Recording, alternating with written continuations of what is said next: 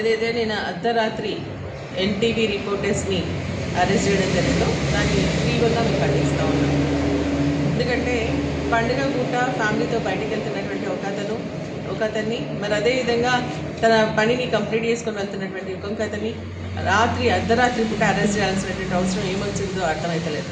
నిజంగా ఈ ప్రభుత్వం జర్నలిస్టుల మీద కక్ష సాధింపు చర్య చేపడుతున్నాయి. ఒకవేళ ఏదైనా కథనాలు వస్తే ఆ కథనాలకు సంబంధించినటువంటి దానిపైన నోటీసులు ఇచ్చి తర్వాత అరెస్ట్ చేస్తారు. కానీ ఈ ప్రభుత్వం ఏందే నోటీస్ తీయకుండా ప్రాపర్ ఛానల్గా వెళ్లకుండా వెళ్ళి అరెస్ట్ చేయడం ఎంతవరకు సమంజసం అని చెప్పేసి అడుగుతా ఉన్నాను. ప్రజాస్వామ్యాన్ని కూనీ చేయడమే.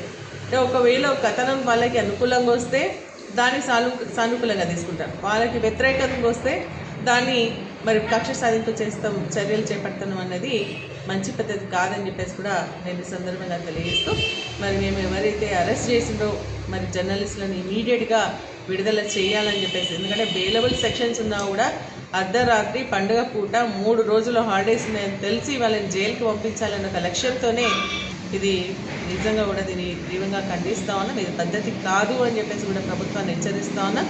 అరెస్ట్ చేసినటువంటి వాళ్ళని ఇమీడియట్గా బేషరతుగా విడుదల చేయాలని, ప్రాపర్ ఛానల్గా వెళ్ళాలని చెప్పేసి కూడా